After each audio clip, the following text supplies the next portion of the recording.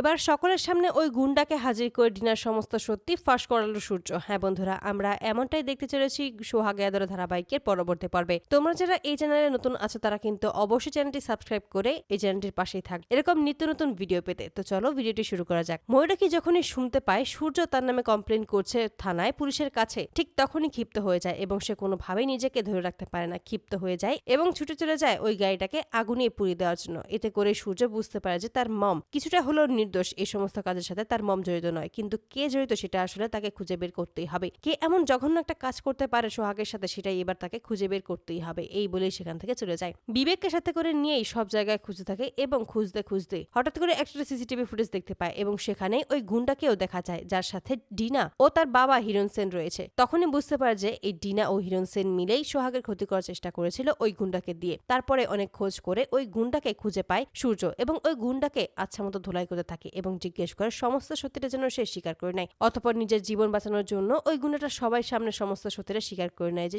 Dinner কথাতেই তারা সোহাগকে kidnap করেছিল এবং সোহাগকে কিভাবে তারা এই বাড়িতে নিয়ে এসেছিল সমস্ত কিছুই জানিয়ে দেয়। এতে করে আরো ক্ষিপ্ত হয়ে যায় সূর্য। ঠিক তখনই বলে যে এবার হবে অন্যভাবে খেলা, এবার ওই ডিনাকে এবার উচিত শিক্ষা দিতে হবে, কারণ ও অনেকবার বেড়েছে, ও প্রতিবারই সোহাগের ক্ষতি করতে চাইছে, কিন্তু এবার ওকে আচ্ছা মতো ধুলাই করতে হবে। এবার ওকে একটা কঠিন শাস্তি দিতে হবে, তা না হলে ও আবারও এই কাজটা করবে। তবে আমি চাই না সোহাগের সাথে আবারও এরকম কোনো কাজ হোক। আমি যে দিম্মাকে কথা দিয়েছি আমি সোহাগের সবসময় পাশে থাকবো, ওর খেয়াল রাখবো, তাই এই কাজটা আমাকে করতেই হবে। তারপরেই বাড়ি ফিরে আসে এবং বিবেককে বলে যে ওই গুন্ডাকে যেন তার সাথে করেই রাখে, যখন সময় হবে তখন সেই বলবে, এবং ওই গুন্ডাকে নিয়ে যেন বিবেক তখন সেখানে এসে হাজির হয়। এতে করে বিবেক রাজি হয়ে যায়। তারপরেই দিনে হঠাৎ করে ডিনাকে ফোন করে সূর্য এবং মিষ্টি মিষ্টি কথা বলে ডিনাকে তাদের বাড়িতে ডেকে পাঠায়। এতে করেই ডিনা গলে যায় এবং সেই বাড়িতে আসবে বলে জানিয়ে দেয়। কিন্তু ডিনার মা বাদশা দেয় আর বলে যে হঠাৎ করে সূর্য এভাবে কেন তোকে ডাকবি সেটা তুই একবারও বুঝতে পারছিস, অন্য কোনো চাল নেই তো? তখনই ডিনা বলেছে মা তুমি এরকম কোনো চিন্তা করো না তো। নিশ্চয়ই সূর্য বুঝতে পেরেছে ওই কাজের মেয়েটার কথা, যে ওই কাজের মেয়েটার সাথে ও আর থাকতে পারবে না, তাই ও আমাকে ডেকে পাঠিয়েছে। তুমি চিন্তা করবে না,